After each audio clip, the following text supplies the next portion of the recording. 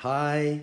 So you may have noticed that for some time I've been out of my mind fascinated with what it really means to take a deep breath and actually how much deeper I can get my breath to possibly go. And during that process of investigating the depth and quality of breath, I came across something called intra-abdominal pressure, otherwise aka known as IAP. It was inspired by an anatomy mentor of mine, Dr. Kathy Dooley, who's a fucking genius, to be completely honest with you. And so I want to talk about IAP today, but before I'm just going to describe what IAP first is. Put your thumbs on the hip bone, the front of the hip bone's here, and then your index finger, place it on your pubic bone, that's the bone above your genitals. The space between your thumb and the index finger, this line here, is called the inguinal ligament. Place your hands here. Inhale and feel your breath moving down into the inguinal ligament.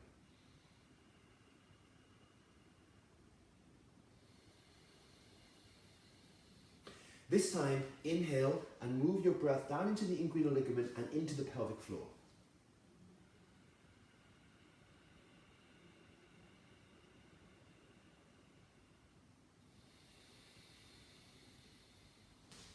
Now put your hands on your side ribs. Inhale into side ribs and continue that breath moving down into inguinal ligament and down into pelvic floor. Do that one again with me. Inhale into side ribs. Feel your breath moving down past inguinal ligament and into the pelvic floor.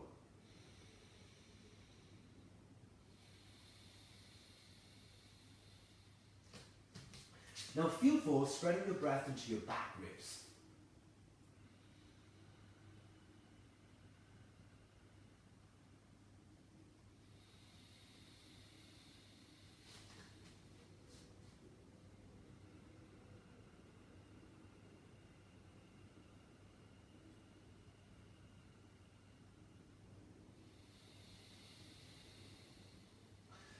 Inhale and expand your back ribs, side ribs, and feel your breath moving down into inguinal ligament and into the pelvic floor.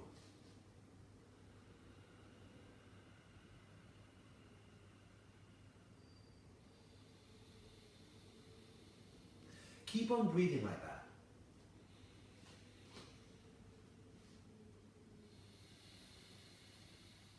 You will feel when you take an IAP breath, there's a natural expansion and a natural telescoping of the ribs.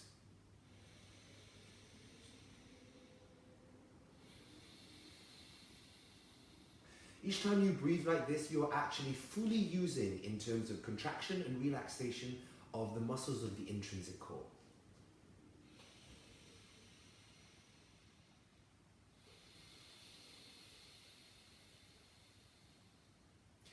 IAP is also a great use as a diagnostic. So for example,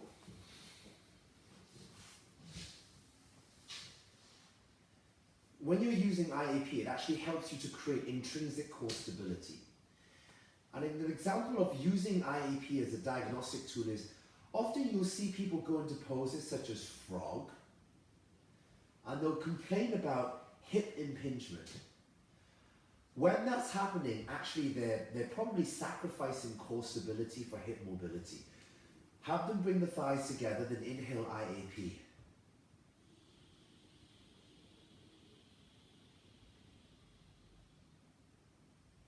Hold the breath, hold the IAP, and then move the legs out to the side, and then exhale.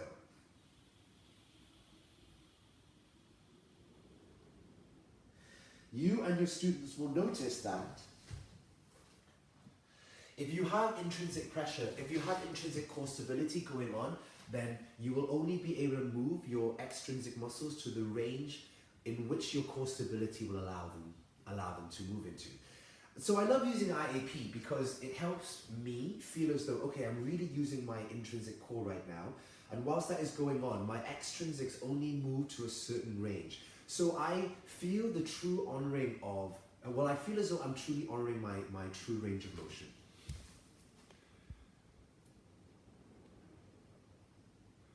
Just checking in case anyone has any questions about this. It's from your class as you speak. Okay. Great. The other thing about intra-abdominal pressure, the reason why I like to use it in yoga is because when it comes to doing yoga poses, we often go into these huge global movements. And for us as yogis, because we're pretty bendy, or most of us are pretty bendy, and we actually like to stretch out. And when we go into poses like that, we're actually just using all of these major muscles on the outside. What's really cool is that the intrinsic muscles take a lot longer to exhaust, whereas the extrinsic muscles exhaust really, really quickly.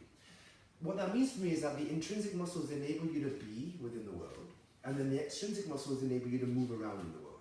And often in yoga, which is the practice of being, we're using the muscles of doing in order to do the practice.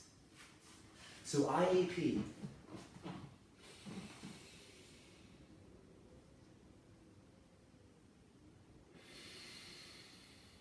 takes me to the truer range of where I should be in the pose.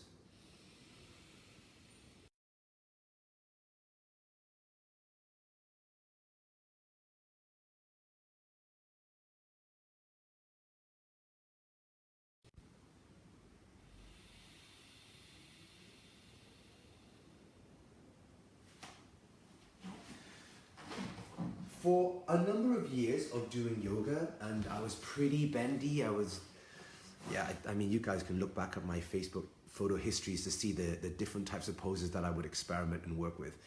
I was a hip inversion boy, so I loved having my legs wrapped behind my head in any form of variation of lotus at any possibility. I was that guy. And after a number,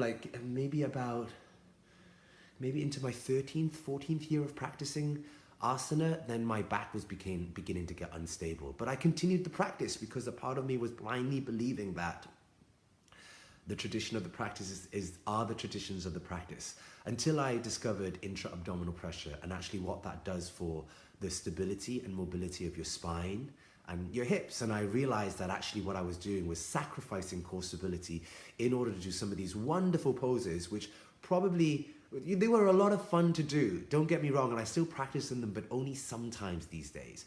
Definitely not several times a week, or at least every day in the way that I used to. And the reason why I'm teaching this is because a lot of people who come to my trainings, often one of their questions is that there's so much information out there within the internet, within discussions between other yoga teachers, and all the other hearsay stuff that we talk about. And actually there's a lot of teachers who are in a place of fear. They are actually super afraid of what to do next and what to teach their students next, because they don't know what's going to be injurious or safe enough to do. So then what happens is we have a whole world of practitioners that are afraid to do something that they absolutely love doing. Please teach IAP breathing. I now use IAP breathing as a replacement for the majority of my pranayamas. And the reason for that is because IAP breathing is essentially the type of breathing that a baby does. And I would really like to refine my ability to breathe like a baby, frankly. And actually building up from that work, what's been inspired is actually going through developmental phases of children and applying that into my yoga practice, which has been great. I've been able to revisit a whole ton of stuff and correct patterns that should have been strengthened when I was a child. But anyway, if you teach your students how to use IAP, if you use your students to teach them how to use IAP as a diagnostic tool, then they themselves will be able to discern their own truer range of motion. And when that happens, we as teachers are handing over the responsibility back to our students, which is one of the most empowering things that we can do. I am going to, great Tanya, that you're going to add that into your classes. I love it. Please do. Please, please, please do. When I teach at the Yoga Body Workers program, or when I'm teaching yoga trainings these days, I spend a lot of the first part of the session talking about intra-abdominal pressure. And in body work is another phenomenon, which I'll probably talk about later on, or in a different video, or maybe I should just talk about it now. Yes, okay. So when I deliberately teach using IAP breath, because it's a wonderful diagnostic, as I've said a couple of times. And often when we have an imbalanced relationship between intrinsic muscles and extrinsic muscles, all sorts of different problems occur. And a lot of the time, well, actually, in case you didn't know, I spend a lot of time answering questions on social media. And they're usually around yoga therapeutics. And these days, when people ask me a question, particularly if I know they've been trained in IAP already, one of the first questions I'll ask them is, have you taken your student, your client, or yourself through IAP? Have you cleaned your IAP pathways out? And often people do not respond to that, which makes me think that actually no, they did not guide their student or their client into cleaning up their IAP. And then when they've gone off and done that, most of the time the problem just sorts itself out, so they don't come back to me with another question. That is how much I believe in IAP. And I hope that more yoga practitioners and more body workers particularly also use IAP breathing, because during body work, if you are doing IAP while someone is working on any of your extrinsics, there is this beautiful thing that happens where intrinsics do what they are supposed to do because you are breathing, and then the extrinsics actually are able to let go so much easily.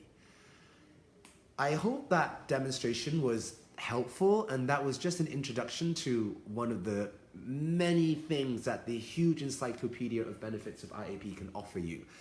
And if you want to learn more, then I hope to see you really, really soon. And actually, there's going to be videos coming up online. I'm here in my Airbnb in Newcastle. I've just had loads of old school people show up, and we've been doing yoga together. I've recorded it all. I can't wait to show you guys.